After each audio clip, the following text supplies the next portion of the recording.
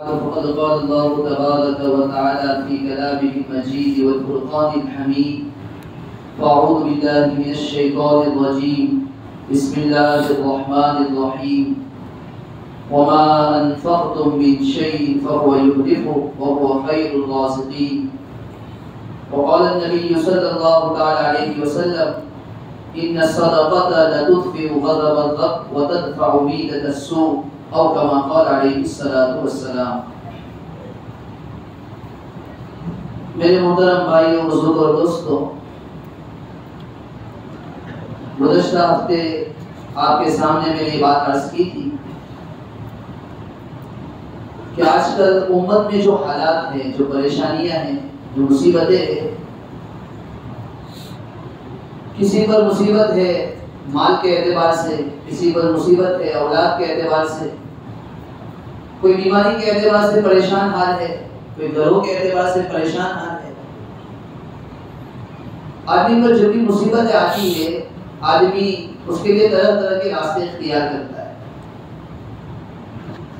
لیکن قرآن و حدیث کے مطالعے سے پتہ چلتا ہے اللہ تبارک و تعالیٰ نے اور جناب نبی کریم صلی اللہ علیہ وسلم نے قرآن و حدیث میں مصیبتوں کا، تکالیف کا، پریشانیوں کا علاج بیان کیا ہے۔ گزشتہ ہفتے میں نے بتایا تھا سارے مسائل اور سارے پریشانیوں کی اصل وجہ یہ ہے کہ ایک چیز اللہ تعالیٰ سے ہمارا تعلق ختم ہو چکا ہے، تعلق مع اللہ میں کمی آ چکی ہے۔ دوسری چیز، اگر آدمی مصیبتوں سے نجات چاہے، پریشانیوں سے نجات چاہے، تو حدیث پاک کے مطالعے سے پتہ چلتا ہے جناب نبی کریم صلی اللہ علیہ وسلم نے ارشاد فرمایا استغفار کا خوب اہتمام کرو۔ جیسے پچھلے ہفتے میں ایک حدیث عرض کی تھی، جناب نبی کریم صلی اللہ علیہ وسلم نے فرمایا من لزم الاستغفار جعل الله له من كل ضيق مخرجا ومن كل هم فرجا ورزقه من حيث لا يحتسب۔ جو آدمی استغفار کو لازم پکڑے گا، ہمیشہ استغفار کرتا رہے گا۔ ہمارے اکابر المشائخ کا حال تو یہ تھا، عبادتوں کے کرنے کے باوجود اللہ تعالیٰ سے استغفار طلب کرتے تھے، یعنی عبادت کرنے کے باوجود ان کا حال یہ تھا کہ وہ یہ سوچا کرتے تھے کہ ہماری عبادت بھی قبول ہوئی یا نہیں ہوئی۔ حدیث پاک میں نبی علیہ السلام فرمائے جو آدمی استغفار کو لازم پکڑے گا جعل اللہ له من كل ضيق مخرجا، اللہ تعالیٰ اس کے لیے ہر مصیبت سے نکلنے کا راستہ نکال دے گا، وَمِن كُلِّ هَمٍّ فَرَجًا، ہر غم سے نجات کا راستہ نکال دے گا۔ اور تیسری چیز بیان فرمائی وَرَزَقَهُ مِنْ حَيْثُ لَا يَحْتَسِبُ، اللہ تعالیٰ اس کو ایسی جگہ سے رزق پہنچائیں گے بندے کو اس کا گمان بھی نہیں ہوگا۔ حضرت حسن بصری رحمۃ اللہ علیہ کے پاس ایک شخص آیا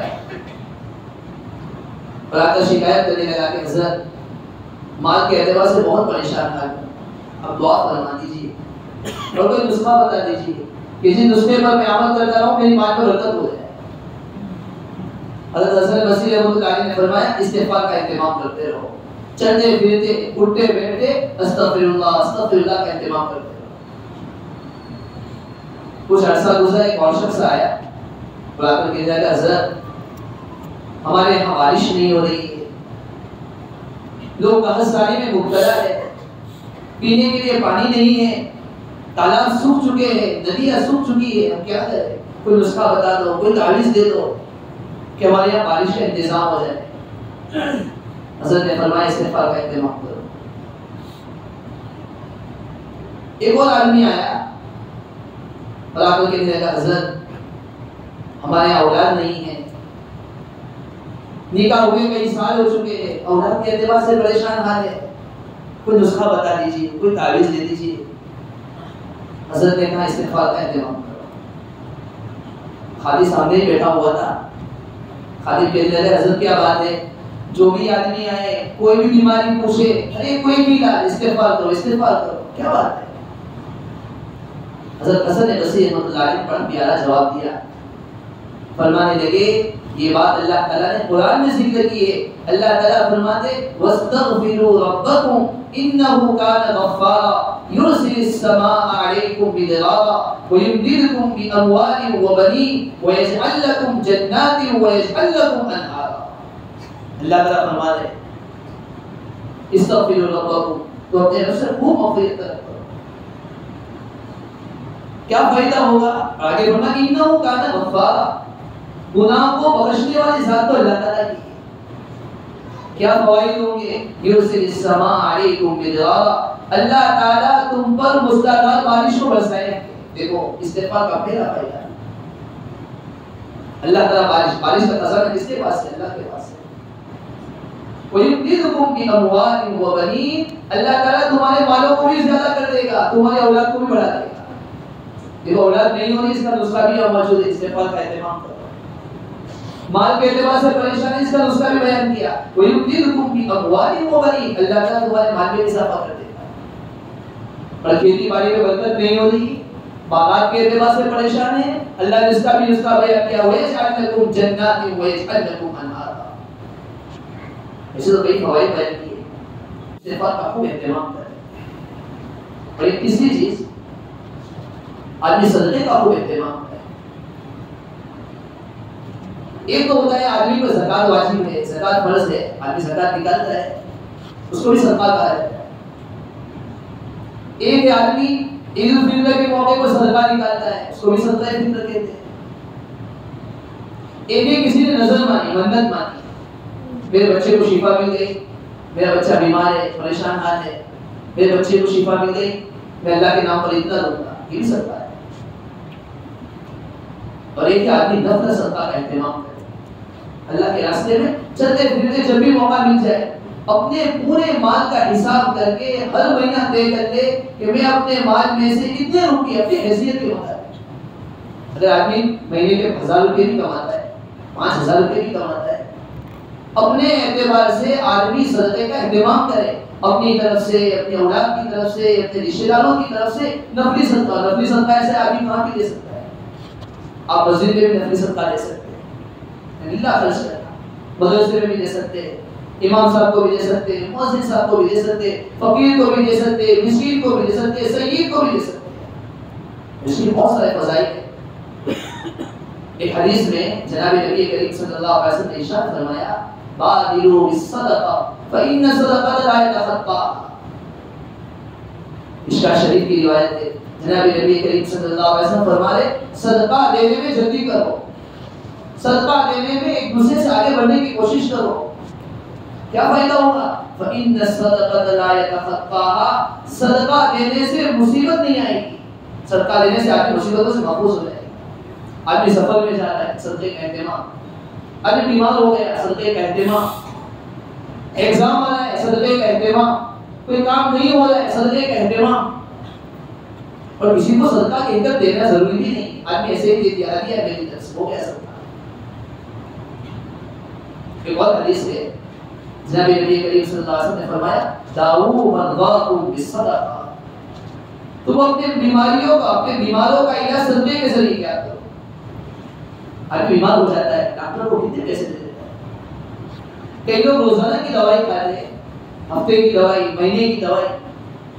ایک دوائی کا حساب لگایا جائے آدمی کے 5000 10,000. آدمی 10,000 ڈاکٹر کو دینے کے لیے تیار ہے، ہسپتال میں دینے کے لیے تیار ہے، لیکن 100 روپے اللہ کے نام پر صدقہ کرنے کے لیے تیار ہے. اگر آدمی کا عقیدہ بن جائے، اللہ کی ذات پر اعتماد ہو جائے کہ جو ذات مجھے بیماری دے رہی ہے وہی ذات مجھے شفا بھی دے سکتی ہے. جو آدمی جو ذات مجھے مصیبت میں مبتلا کر رہا ہے، یہ مصیبت کا آنا اللہ کی جانب سے ہے، میں صدقے کا اہتمام کروں گا. اور جناب نبی کریم صلی اللہ علیہ وسلم نے ارشاد فرمایا ہے اگر تم صدقے کا اہتمام کرو گے، مجھے نبی علیہ الصلوۃ والسلام کی بات پر پورا اعتماد ہے، اللہ تعالیٰ ایک دن بیماری سے شفا عطا کرے گا. ایک اور حدیث یاد آ گئی، یہ مشکاۃ شریف کی روایت ہے. اس میں صدقہ دینے کے 2 فائدے بیان کیے. ایک بار نبی علیہ الصلوۃ والسلام فرمائے ان الصدقۃ لتطفئ غضب اللہ وتدفع بئس السوء. آدمی صدقے کا اہتمام کرتا ہے، صدقہ اللہ تعالیٰ کے غصے کو ٹھنڈا کرتا ہے. اللہ تعالیٰ کا غصہ ختم ہو جائے گا، اللہ تعالیٰ کا قہر ختم ہو جائے گا، ساری مصیبتوں سے آدمی نجات پا جائے گا. تو صدقے کا ایک فائدہ ان صدقۃ تطفئ غضب، رب کے غصے کو ٹھنڈا کرتا ہے۔ ایک دوسرا عجیب فائدہ بیان کیا، وَتَدْفَعُ مِيتَةَ السُّوءِ، بری موت سے صدقہ بچاتا ہے۔ بری موت کس کو کہتے ہیں؟ اچانک کی موت۔ بری موت کس کو کہتے ہیں؟ ایکسیڈنٹ کی موت۔ بری موت کیسے کس کو کہتے ہیں؟ آدمی آخری حالت میں پڑا ہوا ہے، زبان سے ایسے کلمات بک رہا ہے کہ آدمی کفر تک پہنچ جائے۔ بری موت سے نجات دینے والے نبی علیہ الصلوۃ والسلام نے بری موت سے پناہ مانگی کہ اللہ بری موت سے ہماری حفاظت کرنا۔ لمبی چوڑی دعا بیان فرمائی، اللہ جلنے کی موت سے بچا، اللہ گرنے کی موت سے بچا، ایکسیڈنٹ کی موت سے بچا، سب دعا سے اللہ کے رسول نے سب موت سے پناہ مانگی۔ آدمی روزانہ کام پر نکل رہا ہے، 5 روپے اللہ کے نام پر صدقہ کر کے جا رہا ہے، اپنے بیٹے کو چھوڑنے کے لیے اسکول جا رہا ہے، 5 روپے اس کی حفاظت کے لیے اللہ کے نام پر صدقہ کر کے جا رہا ہے۔ آدمی روزانہ کے 5 روپے بھی اگر ڈالتا رہے گا، نہیں کتنے روپے ہو جائیں؟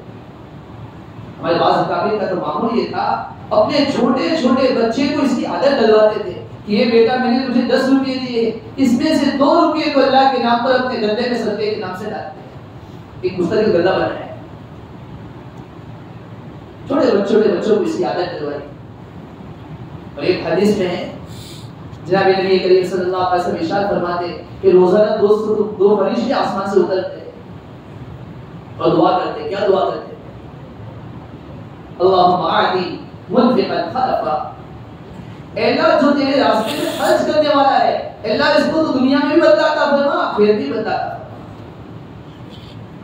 اور آگے فرشتے دعا فرماتے، اللہ جو خرچ کرنے والا نہیں ہے، جو خرچ نہیں کرتا ہے، اے اللہ اس کے مال کو طلب کر دے، ضائع کر دے، اللہ ایسے فقیر کے مال کو ضائع کر دے۔ اسے صدقے کا خوب اہتمام کرے، مصیبتوں سے نجات چاہتے ہیں، پریشانیوں سے نجات چاہتے ہیں، تکالیفوں سے نجات چاہتے ہیں، بیماریوں سے نجات چاہتے ہیں، نفلی صدقے کا خوب اہتمام کرے۔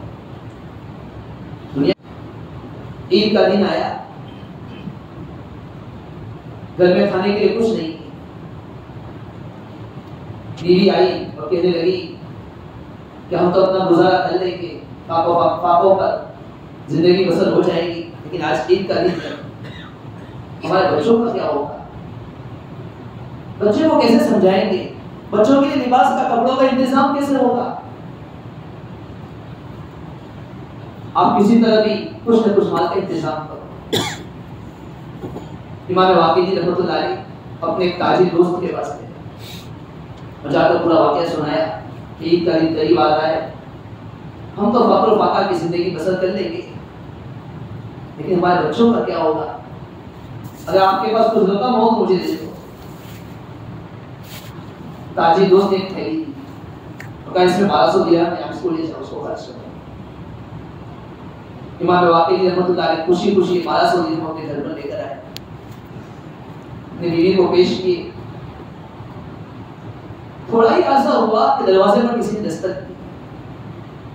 امام واقعی رحمۃ اللہ علیہ دروازے کے پاس گئے، دیکھا کہ ایک ہاشمی دوست کھڑا ہے، اور ہاشمی دوست نے آ کر کہا کہ حضرت عید کا دن قریب آ رہا ہے، ہم نے اپنی بیوی کے ساتھ مشورہ کیا، بیوی کہنے لگی کہ ہم تو فقر و فاقہ کی زندگی بسر کر لیں گے، لیکن ہمارے بچوں کا کیا ہوگا؟ آپ میرے دوست ہوتے، آپ کے پاس جو کچھ مجھے دے دو۔ امام واقعی رحمۃ اللہ علیہ گھر میں آئے، بیوی سے کہنے لگے میرا ایک ہاشمی دوست آیا ہوا ہے، گھر میں کھانے کے لیے اس کے پاس بھی کچھ نہیں ہے، اس کے یہاں بھی عید کا دن آ رہا ہے، وہ بھی یہی مشورہ کر رہے کہ ہمارے بچوں کا کیا ہوگا۔ امام واقعی رحمۃ اللہ علیہ نے اپنے بیوی کو سمجھانے کے لیے کہا کہ ایک کام کرتے ہیں، ان 1200 درہم میں سے آدھا ہم رکھ لیتے اور آدھا اپنے دوست کو دے دیتے۔ بیوی کی بھی کیسی تربیت ہوئی ہوگی؟ بیوی کہنے لگی آپ تو عالم ہوتے ہیں، اللہ تعالیٰ نے آپ کو علم دیا ہے، آپ اپنے ایک دوست کے پاس گئے، اس دوست کے پاس آپ نے جا کر سوال کیا، آپ نے دوست نے کبھی یہ نہیں کہا کہ ہمارے پاس کچھ نہیں ہے اور پوری کی پوری تھیلی اٹھا کر دے دی۔ آپ کا دل تو یہ ہونا چاہیے کہ آپ پوری کی پوری تھیلی اس کو اٹھا کر دے دو۔ ہمارا اللہ مالک ہے، اللہ ہم کو دے گا۔ یہ جب یہ بات کہی امام واقعی رحمۃ اللہ علیہ وہی تھیلی جو ابھی کھولی بھی نہیں ہے لے کر دروازے کے پاس آئے اور اپنے ہاشمی دوست کو دے دیا۔ ہاشمی دوست خوشی خوشی گھر لے کر پہنچا. کچھ عرصہ گزرا، ایک آدمی گھر پر آیا، دروازہ دستک کیا، دروازہ کھل کے آیا. دروازے پر گئے، معلوم ہوا ایک تاجر دوست آیا ہوگا. تاجر دوست نے آ کر کہا کہ آپ میرے دوست ہوتے ہیں، عید کا دن قریب ہے، گھر پر کھانے کے لیے کچھ نہیں ہے، ہم تو فقر و فاقہ کی زندگی بسر کر لیں گے، لیکن ہماری بیوی یہ کہہ رہی ہے کہ ہمارے بچوں کا کیا ہوگا، آپ سے جو ہو سکے مجھے دے دو. یہ ہاشمی دوست گھر میں گیا، وہی تھیلی جو تھی تھیلی اٹھا کر لایا اور اپنے تاجر دوست کو دے دیا. تاجر دوست گھر پر پہنچا، یہ تھیلی دیکھی اسے بڑا تعجب ہوا. کہنے لگا، دل میں سوچنے لگا یہ تو وہی تھیلی ہے جو میں نے امام واقعی رحمۃ اللہ علیہ کو دی تھی، یہ تھیلی ان کے یہاں کیسے پہنچی؟ تاجر دوست واقعہ معلوم کرنے کے لیے اپنے امام واقعی رحمۃ اللہ علیہ کے گھر پر پہنچا. امام واقعی رحمۃ اللہ علیہ سے پورے حالات معلوم کیے. معلوم ہوا کہ اس تاجر دوست کے یہاں بھی کچھ نہیں تھا، امام واقعی رحمۃ اللہ علیہ کے پاس بھی کچھ نہیں تھا، اور ان کے ہاشمی دوست کے پاس بھی کچھ نہیں تھا. تاجر دوست کو بڑا تعجب ہوا. اس وقت کا ایک وزیر تھا ملک کا، یحییٰ، ان کو پورے واقعے کا پتہ چلا. دیکھو اللہ تعالیٰ نے کیسے انتظام کرتے ہیں. جو بھی پتہ چلا تو وہ 10,000 درہم لے کر آیا. 10,000 درہم. امام واقعی رحمۃ اللہ علیہ کو 2,000 درہم دیے، ان کے تاجر دوستوں کو 2,000 درہم دیے، اور اسی طرح جو ہاشمی دوست تھا ان کو بھی 2,000 درہم دیے. 4,000 تو اسی طرح پورے ہو، 6,000 تو اسی طرح پورے ہو گئے. اس کے بعد وہ کہنے لگا کہ آپ سب کا بڑا کمال ہے کہ آپ نے اپنے دوستوں کے لیے سب کچھ خرچ کر دیا، اپنے بیوی بچوں کو نہیں دیکھا، لیکن آپ سب میں اعلیٰ کمال امام واقعی رحمۃ اللہ علیہ کی بیوی کا ہے کہ اس نے اپنے شوہر کو سمجھایا، اپنے شوہر کو ترغیب دی، اور پورے کے پورے درہم اس کو دینے کے لیے تیار ہو گئی. یہ کہہ کر اس وزیر نے 4,000 درہم مزید نکالے اور امام واقعی رحمۃ اللہ علیہ کی بیوی کو دی. میرے بھائی، جب آدمی صدقہ کرتا ہے اپنے دوست کے لیے، اپنے رشتہ داروں کے لیے، اپنے گھر والوں کے لیے، اپنے اہل و عیال کے لیے آدمی صرف کرتا ہے، اللہ تعالیٰ اس کے مال میں خوب برکت عطا فرماتا ہے. ایک حدیث یاد آ گئی، لمبی حدیث ہے، امام ترمذی رحمۃ اللہ علیہ نے اس حدیث کو نقل فرمایا ہے. اللہ تبارک و تعالیٰ نے پہاڑوں کو پیدا فرمایا. فرشتے کہنے لگے، اللہ یہ اتنے مضبوط پہاڑ کہ تیری مخلوق میں پہاڑ سے بھی زیادہ مضبوط اور سخت چیز کوئی ہے؟ اللہ تعالیٰ نے فرمایا ہے. کون سی چیز ہے؟ تو اللہ تعالیٰ نے فرمایا میری مخلوق میں پہاڑ سے بھی زیادہ سخت چیز ہے تو وہ لوہا ہے. لوہے سے آدمی ہتھیار بناتا ہے، آلات بناتا ہے. فرشتے نے کہا اللہ لوہے سے بھی زیادہ سخت چیز آپ کے یہاں کوئی ہے؟ اللہ تعالیٰ فرمانے لگے ہاں ہے. کیا چیز ہے؟ تو اللہ تعالیٰ فرمانے لگے لوہے میں سے بھی زیادہ سخت چیز آگ ہے. آگ کے ذریعے سے لوہے کو پگھلایا جاتا ہے اور اسی کے ذریعے سے ہتھیار بنائے جاتے ہیں، طرح طرح کے آلات بنائے جاتے ہیں، طرح طرح کی مشین بنائے جاتے ہیں. فرشتوں کو بڑا تعجب ہوا. پھر فرشتوں نے پوچھا اللہ آپ کی مخلوق میں آگ سے بھی زیادہ سخت کوئی چیز ہے؟ اللہ تعالیٰ نے فرمایا ہاں ہے. کیا چیز ہے آگ سے زیادہ سخت؟ فرمایا پانی. پانی کے ذریعے سے آگ کو بجھایا جاتا ہے. پھر فرشتے نے پوچھا اللہ پانی سے بھی زیادہ سخت چیز، مضبوط چیز آپ کے یہاں کوئی ہے؟ اللہ تعالیٰ نے فرمایا ہاں ہوا ہے. پانی کتنا بھی کیوں نہ ہو، ہوا جدھر چاہتی ہے پانی کو لے جاتی ہے. کوئی سب سخت چیز ہے. پہاڑ سب سے زیادہ سخت چیز. پہاڑ سے لاوا نکلتا ہے، کئی کئی بستیاں تباہ ہو جاتی ہیں. آگ نکلتی ہے، آگ لگتی ہے. یوروپ کے اندر، امریکہ کے اندر بڑی بڑی آگ لگتی ہے، جنگلات کے اندر پورے کے پورے جنگلات تباہ ہو جاتے ہیں. پانی کا سیلاب آتا ہے، پانی کے سیلاب میں کئی کئی بستیاں تباہ ہو جاتی ہیں. لوہے کے ذریعے سے، ہتھیاروں کے ذریعے سے کئی کئی بستیاں ختم کر دی جاتی ہیں. ہوا کا طوفان آتا ہے، آندھیاں چلتی ہے، کئی کئی کھیلوں کو اکھاڑ کر رکھ دیتی ہے. فرشتوں نے آخر میں پوچھا اللہ ہوا سے بھی زیادہ سخت کوئی چیز ہے؟ اللہ تعالیٰ نے فرمایا ہوا سے بھی زیادہ سخت چیز ہے. اللہ تعالیٰ نے فرمایا ایک مومن بندہ جب صدقہ کرتا ہے اللہ کے راستے میں خرچ کرتا ہے اور کس طرح خرچ کرتا ہے کہ وہ دائیں ہاتھ سے خرچ کرتا ہے, اس کے بائیں ہاتھ کو بھی پتہ نہیں چلتا ہے. اللہ تعالیٰ نے اس میں اتنی قوت رکھی ہے کہ اللہ تعالیٰ نے اس میں اتنی طاقت رکھی ہے کہ یہ پہاڑوں کے سے بھی مقابلے میں زیادہ ہے, ہوا کے مقابلے میں بھی زیادہ ہے, لوہے کے مقابلے میں بھی زیادہ ہے, پانی کے مقابلے میں بھی زیادہ ہے, اور آگ کے مقابلے میں بھی زیادہ ہے. بس آج کی بات کا خلاصہ یہ ہوا, گزشتہ میں 2 باتیں عرض کی تھی. ایک ہے آدمی مصیبتوں سے نجات کے لیے اللہ تعالیٰ سے اپنے تعلق کو مضبوط کرے, اور دوسری چیز ہے استغفار کا اہتمام کرے, اور تیسری چیز اللہ تعالیٰ کے راستے میں جب بھی مصیبت آ جائے, تکالیف آ جائے, پریشانی آ جائے, مسجد میں, مدرسہ میں, فقراء پر, مسکینوں پر اللہ کے راستے میں خوب خرچ کرے. اللہ تعالیٰ شانوں سے دعا ہے اللہ تعالیٰ نے جو باتیں کی سب کو اس پر عمل کرنے کی توفیق عطا فرمائے. آمین.